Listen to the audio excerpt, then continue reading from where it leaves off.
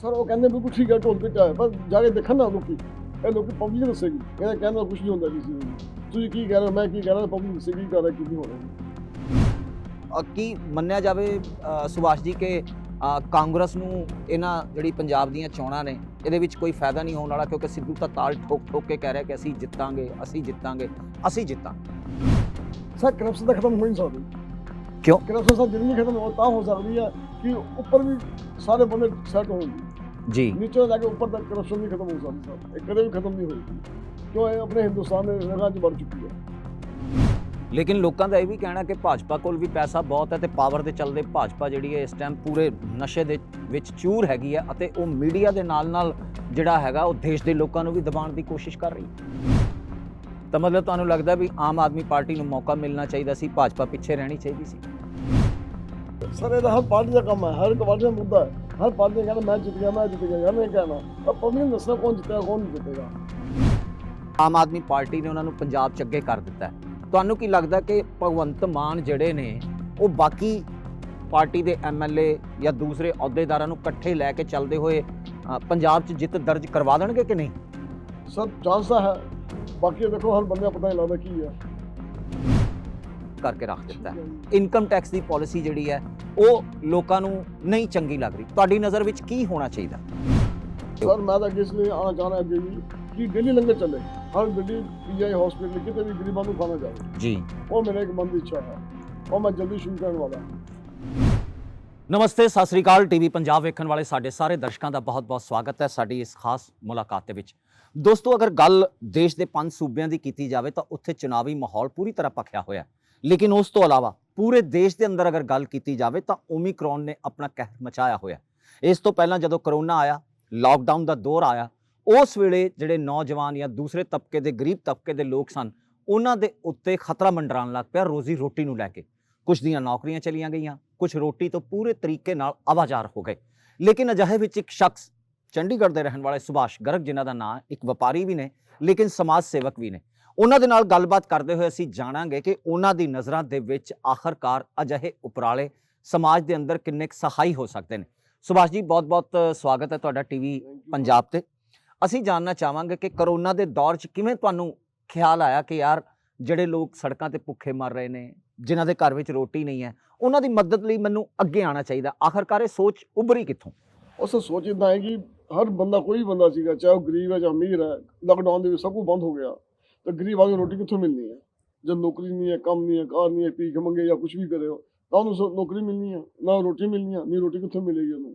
ਤਾਂ ਇਸ ਕਰਕੇ ਲੋਕਾਂ ਨੇ ਵੀ ਮੈਂ ਵੀ ਆਪਸ ਦੇ ਵਿੱਚ ਪਰਿਵਾਰ ਨੂੰ ਛੱਡ ਕੇ ਸਾਰਾ ਕੁਝ ਕਰਕੇ ਕਿ ਰੋਟੀ ਮਤਲਬ ਡੱਬੇ ਵੰਡੇ ਆ, ਕੜੀ ਚੌਲ ਹੋ ਗਿਆ, ਕੁਝ ਵੀ ਹੋ ਗਿਆ, ਇੱਦਾਂ ਦੀ ਚੀਜ਼ਾਂ ਇਹ ਬਹੁਤ ਵੰਡੀਆਂ ਲਾਕਡਾਊਨ ਦੇ ਵਿੱਚ। ਉਹ ਇਸ ਕਰਕੇ ਵੰਡੀਆਂ ਕਿ ਚਲੋ ਗਰੀਬ ਬੰਦੇ ਦਾ ਪੇਟ ਭਰ ਜਾਏ, ਕੁਝ ਵੀ ਹੋ ਜਾਏ। ਤਾਂ ਇਹ ਮੈਂ ਸੇਵਾ ਕੀਤੀ ਹੈ ਕਾਫੀ।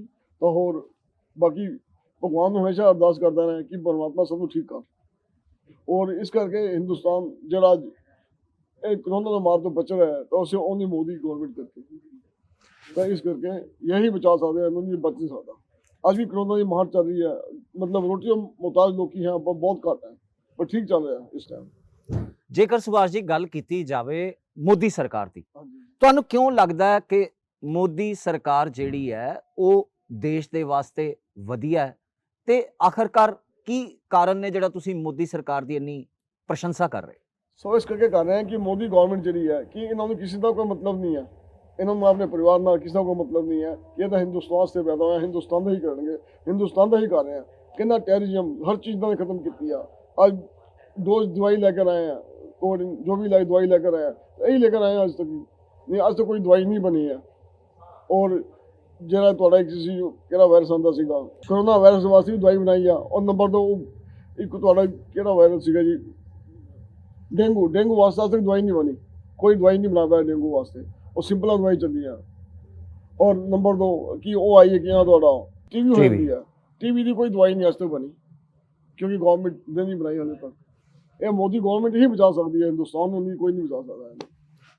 ਆਖਰਕਾਰ ਕੀ ਖੂਬੀਆਂ ਤੁਸੀਂ ਸਮਝਦੇ ਹੋ ਵੀ ਜਿਹੜੀ ਮੋਦੀ ਸਰਕਾਰ ਹੈ ਉਹਨੇ ਦੇਸ਼ ਦੇ ਲਈ ਬਹੁਤ ਵਧੀਆ ਕੰਮ ਕੀਤਾ ਤੇ ਬਾਕੀ ਸਾਰੇ ਨਖਿੱਧ ਲੱਗਦੇ ਤੁਹਾਨੂੰ? ਨਹੀਂ ਸਰ ਨਹੀਂ ਲੱਗ ਰਹੇ, ਉਹ ਵੀ ਠੀਕ ਆ ਪਰ ਜਿੰਨਾ ਕੰਮ ਇਹਨਾਂ ਨੇ ਕੀਤਾ ਇਹਨੇ ਕਿਤੇ ਨਹੀਂ ਕੀਤਾ ਪਹਿਲੇ 5 ਸਾਲ 7 ਸਾਲ ਦੇ ਵਿੱਚ। ਜੋ ਮੈਨੂੰ ਲੱਗ ਰਿਹਾ ਆਪਣੀ ਏਜ ਫੈਕਟਰ ਦੇ ਹਿਸਾਬ ਨਾਲ ਮੈਨੂੰ ਇਹ ਲੱਗ ਰਿਹਾ ਕਿ ਜਿੰਨਾ ਕੰਮ ਇਹਨਾਂ ਨੇ ਕੀਤਾ ਮੋਦੀ ਯੋਗੀ ਨੇ ਕਿਸੇ ਨੇ ਨਹੀਂ ਕੀਤਾ। ਯੋਗੀ ਦੀ ਅਗਰ ਤੁਸੀਂ ਤਾਰੀਫ ਕਰ ਰਹੇ ਹੋ ਜਿਸ ਹਿਸਾਬ ਨਾਲ, ਤੁਹਾਨੂੰ ਕੀ ਲੱਗਦਾ ਕਿ ਉੱਤਰ ਪ੍ਰਦੇਸ਼ 'ਚ ਜਿਹੜੀਆਂ ਹੁਣ ਸਰ ਯੂਪੀ ਜਾ ਕੇ ਦੇਖੋ, ਯੂਪੀ 'ਚ ਕੀ ਕੰਮ ਕੀਤਾ ਇਹਨੇ, ਜੀ। ਕਿੰਨਾ ਕੰਮ ਕੀਤਾ, ਟੈਰਰਿਜ਼ਮ ਖਤਮ ਕੀਤਾ, ਸਭ ਕੁਝ ਕੰਮ ਕੀਤਾ ਇਹਨਾਂ ਨੇ। ਯੋਗੀ ਗਵਰਨਮੈਂਟ ਨੇ ਬੜਾ ਕੰਮ ਕੀਤਾ। ਅੱਜ ਚਾਹੇ ਕੋਈ ਬੰਦਾ ਆਂਦਾ ਜਾਂਦਾ ਇਹ ਸਭ ਆਉਣ ਜਾਣ ਦਾ ਤਰੀਕਾ ਲੱਗਿਆ। ਬਸ ਜਿੰਨਾ ਵੀ ਹਿੰਦੂ ਹੈ ਜੋ ਵੀ ਹੈ ਉਹ ਯੋਗੀ ਤੋਂ ਹੀ ਖੁਸ਼, ਜੇ ਨਹੀਂ ਖੁਸ਼ ਹੋਣਗੇ ਤਾਂ ਫਿਰ ਅਫਗਾਨਿਸਤਾਨ ਬਣਨਾ ਇੱਕ ਦਿਨ। ਲੇਕਿਨ ਇਸ ਤੋਂ ਪਹਿਲਾਂ ਜਿਹੜੀਆਂ ਉੱਥੇ ਸਰਕਾਰਾਂ ਸੀਗੀਆਂ ਯੂਪੀ ਦੇ ਅੰਦਰ, ਚਾਹੇ ਅਖਿਲੇਸ਼ ਦੀ ਸਰਕਾਰ ਸੀ, ਚਾਹੇ ਮਾਇਆਵਤੀ ਦੀ ਸਰਕਾਰ ਰਹੀ, ਉਹ ਲੋਕ ਤਾਂ ਕਹਿ ਰਹੇ ਨੇ ਕਿ ਯੋਗੀ ਦਾ ਖਾਲੀ ਦਿਖਾਵਾ ਕਰਨ 'ਚ ਲੱਗਿਆ ਹੋਇਆ, ਵੀ ਖਾਲੀ ਢੋਲ ਹੀ ਪਿੱਟਣ ਲੱਗੇ ਹੋਏ ਆ, ਜ਼ਮੀਨ ਦੇ ਉੱਤੇ ਕੰਮ ਕੁਝ ਨਹੀਂ ਹੋਇਆ। ਉਹਨਾਂ ਦਾ ਇਹ ਕਹਿਣਾ ਹੈ। ਸਰ ਉਹ ਕਹਿੰਦੇ ਬਿਲਕੁਲ ਠੀਕ ਹੈ, ਢੋਲ ਪਿੱਟਿਆ ਹੈ, ਪਰ ਜਾ ਕੇ ਦੇਖਣ ਨਾ ਲੋਕੀ, ਇਹ ਲੋਕੀ ਪਬਲਿਕ ਦੱਸੇਗੀ। ਇਹਦਾ ਕਹਿਣ ਨਾਲ ਕੁਝ ਨਹੀਂ ਹੁੰਦਾ ਕਿਸੇ ਦੇ ਵੀ। ਤੁਸੀਂ ਕੀ ਕਹਿ ਰਹੇ ਹੋ, ਮੈਂ ਕੀ ਕਹਿ ਰਿਹਾ, ਪਬਲਿਕ ਦੱਸੇਗੀ ਕੀ ਕਰ ਰਿਹਾ ਕੀ ਨਹੀਂ ਹੋ ਰਿਹਾ ਜੀ। ਇਹ ਪਬਲਿਕ ਦੇ ਹੀ ਹਿੱਤ ਦੇ ਵਿੱਚ ਹੈ, ਕਿਉਂਕਿ ਮੇਰੇ ਕਈ ਬੰਦੇ ਉੱਥੇ ਰਿਸ਼ਤੇਦਾਰ ਰਹਿੰਦੇ ਕਾਨਪੁਰ ਦੇ ਵਿੱਚ, ਉਹ ਦੱਸਦੇ ਆ ਕਿ ਇੱਥੇ ਜਿਹੜੀ ਲੋਹੇ ਨਹੀਂ ਮਿਲਣਾ, ਸਰੀਆਂ ਨਹੀਂ ਮਿਲਣਾ, ਉਹ ਆਮ ਚੱਲ ਪਈ, ਨਹੀਂ ਪਹਿਲੇ ਚੱਲਦੀ ਨਹੀਂ ਸੀਗੀ, ਉਹ ਯੋਗੀ ਗਵਰਨਮੈਂਟ 'ਚ ਹੀ ਚੱਲੀ ਹੈ। ਲੇਕਿਨ ਅਗਰ ਗੱਲ ਕੀਤੀ ਜਾਵੇ ਅਖਿਲੇਸ਼ ਸਰਕਾਰ ਦੀ, ਬੀਐਸਪੀ ਸਰਕਾਰ ਦੀ, ਤਾਂ ਜਾਂ ਖਾਸ ਤੌਰ ਤੇ ਯੂਪੀ ਦੀ ਗੱਲ ਕੀਤੀ ਜਾਵੇ ਤਾਂ ਯੂਪੀ ਦੇ ਅੰਦਰ ਗੁੰਡਾਗਰਦੀ, ਗੁੰਡਾ ਟੈਕਸ ਵਸੂਲੀ, ਰੇਪ, ਹੱਤਿਆਵਾਂ, ਇਹ ਸਾਰਾ ਕੁਝ ਪਹਿਲਾਂ ਬੜੇ ਜ਼ੋਰਾਂ ਤੇ ਚੱਲ ਰਿਹਾ ਸੀ, ਲੇਕਿਨ ਹੁਣ ਕੰਟਰੋਲ 'ਚ ਹੈ। ਤੇ ਇਹਦਾ ਮੇਨ ਕਾਰਨ ਤੁਸੀਂ ਕੀ ਸਮਝਦੇ ਹੋ? ਇਹਦਾ ਮੇਨ ਕੰਮ ਉੱਪਰਲਾ ਬੰਦਾ ਚੇਂਜ ਹੋਇਆ ਤਾਂ ਇਹ ਸਭ ਕੁਝ ਬੰਦ ਹੋਇਆ। ਜੋ ਚੇਂਜ ਨਹੀਂ ਹੋਏਗਾ ਤਾਂ ਕੁਝ ਨਹੀਂ ਹੋਣਾ। ਤੇ ਸੁਭਾਸ਼ ਜੀ, ਜੇਕਰ ਆਪਾਂ ਪੰਜਾਬ ਦੀ ਗੱਲ ਕਰੀਏ ਤਾਂ ਚੰਡੀਗੜ੍ਹ ਸ਼ਹਿਰ ਜਿਹੜਾ ਹੈਗਾ ਉਹ ਪੰਜਾਬ ਦੀ ਰਾਜਧਾਨੀ ਹੈ, ਠੀਕ ਹੈ ਤੇ ਜੀ। ਤੁਸੀਂ ਵੀ ਚੰਡੀਗੜ੍ਹ ਦੇ ਵਿੱਚ ਹੀ ਰਹਿੰਦੇ ਹੋ।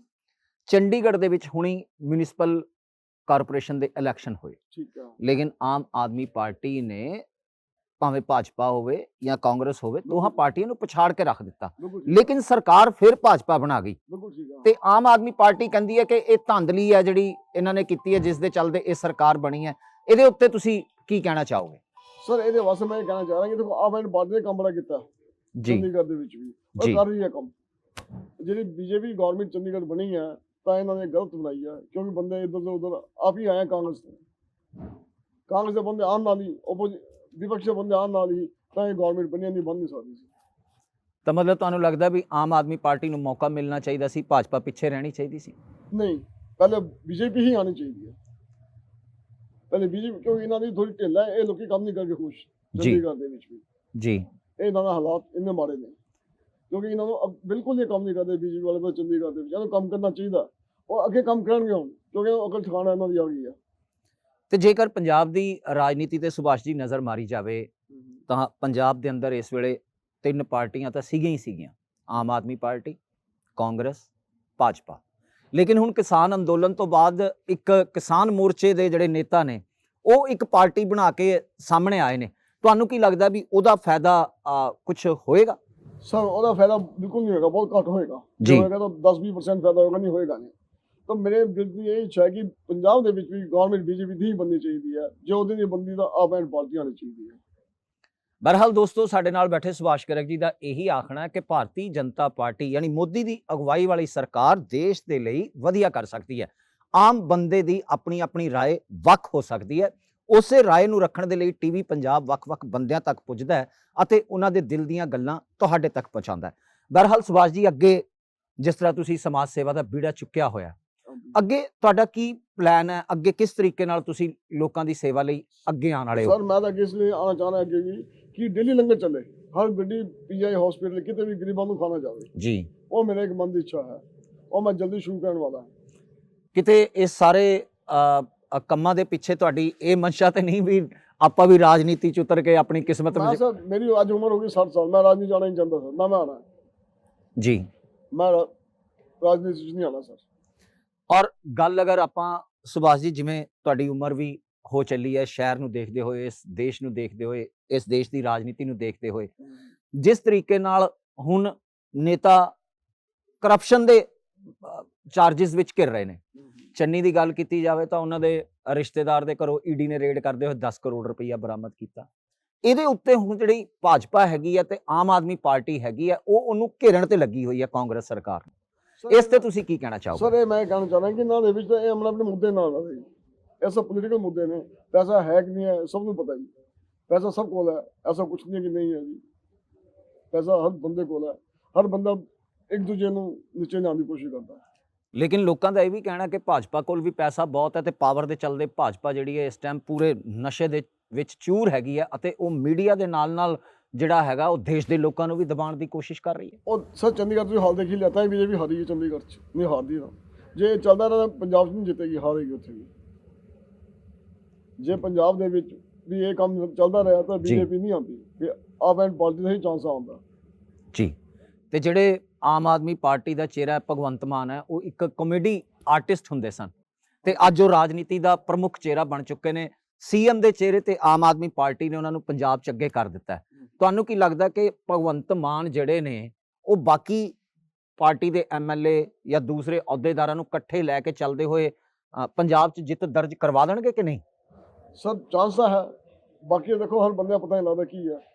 ਸੁਭਾਸ਼ ਜੀ, ਕੀ ਲੱਗਦਾ ਹੈ ਕਿ ਜਿਸ ਤਰੀਕੇ ਨਾਲ ਆਮ ਆਦਮੀ ਪਾਰਟੀ ਵਾਅਦੇ ਕਰ ਰਹੀ ਹੈ ਪੰਜਾਬ ਦੇ ਅੰਦਰ ਅਸੀਂ ਸਭ ਕੁਝ ਸੁਧਾਰ ਦਾਂਗੇ, ਆਖਰਕਾਰ ਤੁਸੀਂ ਕੀ ਵੱਡਾ ਕਾਰਨ ਸਮਝਦੇ ਹੋ ਵੀ ਤੁਸੀਂ ਕਹਿ ਰਹੇ ਹੋ ਪੰਜਾਬ 'ਚ ਤਾਂ ਆਮ ਆਦਮੀ ਪਾਰਟੀ ਆ ਸਕਦੀ?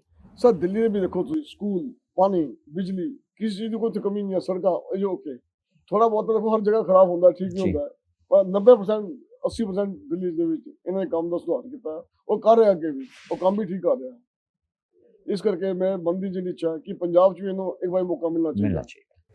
ਬਹਰਹਾਲ ਦੋਸਤੋ, ਅਗਰ ਪੰਜਾਬ ਦੀ ਸਿਆਸਤ ਦੀ ਗੱਲ ਕੀਤੀ ਜਾਵੇ ਤਾਂ ਪੰਜਾਬ ਦੀ ਸਿਆਸਤ ਦੇ ਵਿੱਚ ਜਿਹੜਾ ਮੁਕਾਬਲਾ ਹੈ ਉਹ ਮੁੱਖ ਕਾਂਗਰਸ, ਆਮ ਆਦਮੀ ਪਾਰਟੀ ਅਤੇ ਭਾਜਪਾ ਦੇ ਵਿੱਚ ਮੰਨਿਆ ਜਾ ਰਿਹਾ ਹੈ। ਲੇਕਿਨ ਭਾਜਪਾ ਇਸ ਕਰਕੇ ਇੱਥੇ ਪੰਜਾਬ ਦੇ ਅੰਦਰ ਕਮਜ਼ੋਰ ਰਹਿਣ ਵਾਲੀ ਹੈ ਕਿਉਂਕਿ ਉਹਦੇ ਕੋਲ ਕੋਈ ਚਿਹਰਾ ਅਜਿਹਾ ਨਹੀਂ ਜਿਸ ਨੂੰ ਉਹ ਸੀਐਮ ਦੇ ਤੌਰ ਤੇ ਰਿਪਰੈਜ਼ੈਂਟ ਕਰਦੇ ਹੋਏ ਉਸ ਨੂੰ ਅੱਗੇ ਕਰ ਸਕੇ।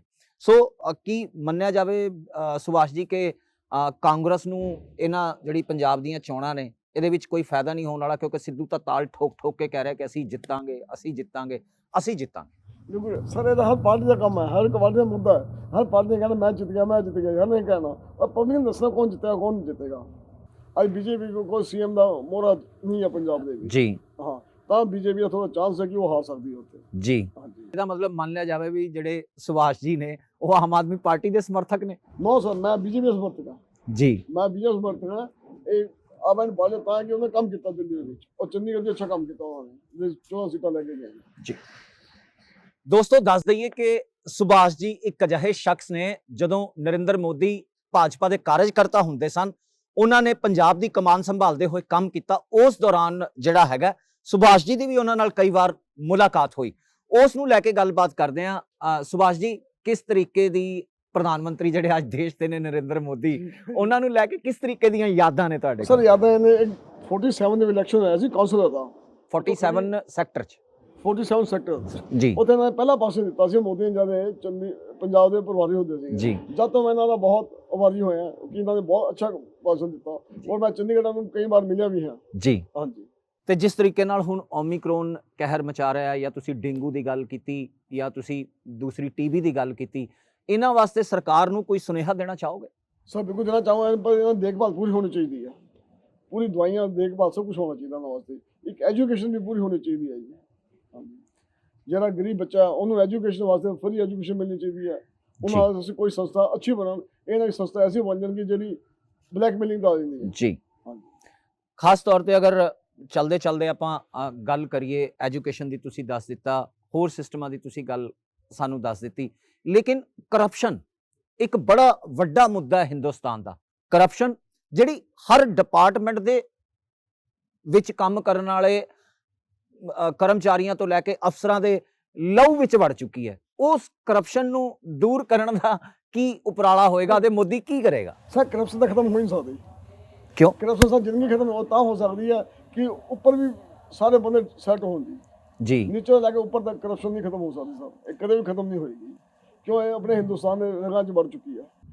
ਤੁਸੀਂ ਵਪਾਰੀ ਵੀ ਹੋ, ਤੁਸੀਂ ਵੀ ਇਸ ਚੀਜ਼ ਦੇ ਕਿਤੇ ਨਾ ਕਿਤੇ ਭੁਗਤ ਭੋਗੀ ਰਹੇ ਹੋਣੇ ਕਿ ਕਿਤੇ ਨਾ ਕਿਤੇ ਰਿਸ਼ਵਤ ਦੇਣੀ ਪਈ ਹੋਵੇ ਜਾਂ ਪੈਸੇ ਦੇ ਕੇ ਕੰਮ ਕਰਵਾਉਣਾ ਪਿਆ ਹੋਵੇ, ਤਾਂ ਮਤਲਬ ਕਿ ਕਰਪਸ਼ਨ ਹਾਵੀ ਹੈ। ਸਰ ਇਸ ਬਾਰੇ 'ਚ ਮੈਨੂੰ ਯਾਦ ਨਹੀਂ ਹੈ ਕੁਝ ਵੀ। ਜੀ, ਸੁਭਾਸ਼ ਜੀ, ਜਿਸ ਤਰੀਕੇ ਨਾਲ ਤੁਸੀਂ ਨਰਿੰਦਰ ਮੋਦੀ ਸਰਕਾਰ ਦੀ ਤਾਰੀਫ ਕਰ ਰਹੇ ਹੋ, ਤੁਸੀਂ ਇੱਕ ਵਪਾਰੀ ਵੀ ਹੋ, ਲੇਕਿਨ ਅਗਰ ਦੇਸ਼ ਦੇ ਵਪਾਰੀਆਂ ਦੀ ਗੱਲ ਕੀਤੀ ਜਾਵੇ ਜਾਂ ਪੰਜਾਬ ਸੂਬੇ ਦੇ ਵਪਾਰੀਆਂ ਦੀ ਗੱਲ ਕੀਤੀ ਜਾਵੇ ਤਾਂ ਵਪਾਰੀਆਂ ਦਾ ਇਹ ਕਹਿਣਾ ਕਿ ਮੋਦੀ ਸਰਕਾਰ ਨੇ ਤਾਂ ਯਾਰ ਉਹਨਾਂ ਨੂੰ GST ਲਿਆ ਕੇ ਪਰੇਸ਼ਾਨ ਕਰਕੇ ਰੱਖ ਦਿੱਤਾ ਹੈ। ਇਨਕਮ ਟੈਕਸ ਦੀ ਪਾਲਿਸੀ ਜਿਹੜੀ ਹੈ ਉਹ ਲੋਕਾਂ ਨੂੰ ਨਹੀਂ ਚੰਗੀ ਲੱਗ ਰਹੀ। ਤੁਹਾਡੀ ਨਜ਼ਰ ਵਿੱਚ ਕੀ ਹੋਣਾ ਚਾਹੀਦਾ? ਸਰ ਇਨਕਮ ਟੈਕਸ ਦੀ ਪਾਲਿਸੀ ਜਿਹੜੀ ਆ ਵਨ ਟਾਈਮ ਕਰ ਦੇਣ, ਜਿਹਦਾ ਬੈਂਕ ਟ੍ਰਾਂਜੈਕਸ਼ਨ ਉਹ ਤੇ ਲਾ ਦੇਣ। ਬਾਕੀ ਇਹ ਗਵਰਨਮੈਂਟ ਆਪ ਸਮਝਦਾਰ ਹੈ ਕੀ ਕਰਨਾ ਚਾਹੀਦਾ ਕੀ ਨਹੀਂ।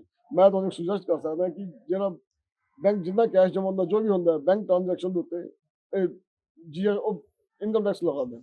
ਲੇਕਿਨ ਵਪਾਰੀ ਲੋਕਾਂ ਦਾ ਕਹਿਣਾ ਹੈ ਕਿ ਜੀਐਸਟੀ ਜਦੋਂ ਦਾ ਆਇਆ ਹਾਲੀ ਤੱਕ ਤਾਂ ਉਹ ਜੀਐਸਟੀ ਨੂੰ ਸਮਝ ਹੀ ਨਹੀਂ ਪਾਏ ਕਿ ਆਖਰਕਾਰ ਇਹ ਹੈ ਕੀ ਹੈ।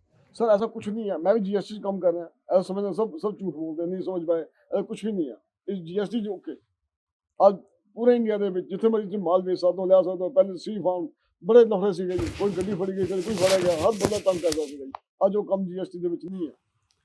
ਲੇਕਿਨ ਲੋਕਾਂ ਦਾ ਜਾਂ ਵਪਾਰੀਆਂ ਦਾ ਦੂਜਿਆਂ ਦਾ ਆਖਣਾ ਹੈ ਕਿ ਵੱਖ-ਵੱਖ ਚੀਜ਼ਾਂ ਦੇ ਉੱਤੇ ਵੱਖ-ਵੱਖ ਜੀਐਸਟੀ ਲਾਉਂਦੇ ਹੋਏ ਜਿਹੜੀ ਭਾਜਪਾ ਸਰਕਾਰ ਹੈ, ਕੇਂਦਰ ਦੀ ਨਰਿੰਦਰ ਮੋਦੀ ਸਰਕਾਰ ਹੈ, ਉਹ ਵਪਾਰੀਆਂ ਦਾ ਖੂਨ ਚੂਸਣ ਤੇ ਲੱਗੀ ਹੋਈ। ਸਰ ਐਸਾ ਕੁਝ ਨਹੀਂ ਹੈ, ਕੋਈ ਖੂਨ ਚੂਸਣ ਵਾਲੀ ਗੱਲ ਨਹੀਂ ਹੈ। ਇਹ ਆਪਣੀ ਆਪਣੀ ਸਮਝ ਦੀ ਗੱਲ ਹੈ। ਜਿਹਨੇ ਜੀਐਸਟੀ ਚੋਰੀ ਕਰਨਾ ਉਹਦੇ ਵਾਸਤੇ ਖੂਨ ਚੂਸਣ ਵਾਲੀ ਗੱਲ ਹੈ, ਜੇ ਚੋਰੀ ਨਹੀਂ ਕਰਨਾ ਉਹਦੇ ਵਾਸਤੇ ਖੂਨ ਚੂਸਣ ਵਾਲੀ ਗੱਲ ਹੈ। ਬਹਰਹਾਲ ਦੋਸਤੋ, ਅਗਰ ਗੱਲ ਹਿੰਦੁਸਤਾਨ ਦੀ ਕੀਤੀ ਜਾਵੇ ਤਾਂ ਹਿੰਦੁਸਤਾਨ ਨੂੰ ਸੋਨੇ ਦੀ ਚਿੜੀ ਆਖਿਆ ਜਾਂਦਾ ਸੀ।